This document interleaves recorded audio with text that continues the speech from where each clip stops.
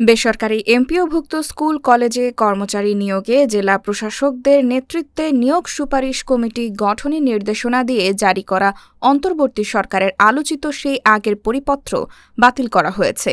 এর ফলে কর্মচারী নিয়োগে সুপারিশের ক্ষমতা আবারও সংশ্লিষ্ট শিক্ষা প্রতিষ্ঠানের ম্যানেজিং কমিটি বা গভর্নিং বডির কাছেই ফিরে গেল। মঙ্গলবার ২১ জুলাই এ সংক্রান্ত পরিপত্র জারি করেছে শিক্ষা মন্ত্রণালয়। এতে বলা হয়, এমপিওভুক্ত বেসরকারি শিক্ষা প্রতিষ্ঠানের প্রবেশ পর্যায়ে শিক্ষক ব্যতীত অন্যান্য এমপিও পদে নিয়োগের সুপারিশ কার্যক্রম পরিচালনার জন্য এ বিভাগ কর্তৃক গত বছরের ২৮ আগস্ট জারিকৃত পরিপত্র বাতিল করা হলো।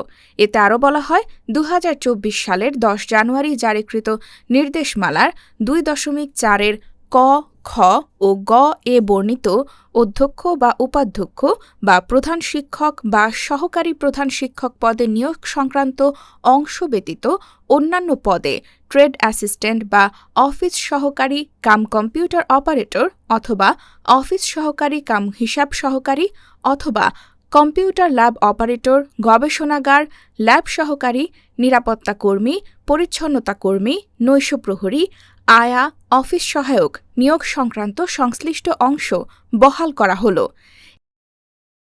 এদিকে গত ২৮ আগস্টের পরিপত্রে বলা হয়েছিল, শিক্ষক ছাড়া অন্যান্য এমপিওভুক্ত কর্মচারী পদে নিয়োগ সুপারিশ কমিটির সভাপতি হবেন জেলা প্রশাসক। এ কমিটিতে সদস্য হিসেবে থাকবেন সংশ্লিষ্ট জেলার সবচেয়ে পুরনো সরকারি কলেজের অধ্যক্ষ বা তার প্রতিনিধি, সংশ্লিষ্ট শিক্ষা বোর্ডের একজন প্রতিনিধি এবং সংশ্লিষ্ট জেলার যুব উন্নয়ন অধিদপ্তরের উপপরিচালক বা সহকারী পরিচালক। কমিটির সদস্য সচিবের দায়িত্ব পালন করবেন সংশ্লিষ্ট জেলা শিক্ষা কর্মকর্তা। এতে আরও বলা হয়, নিয়োগ সুপারিশ কমিটি পরীক্ষা গ্রহণ, ফলাফল প্রস্তুত ও নিয়োগের সুপারিশ দেবে। নিয়োগ সুপারিশ কমিটি মৌখিক পরীক্ষার সময় প্রয়োজনে একাধিক বোর্ড গঠন করতে পারবেন।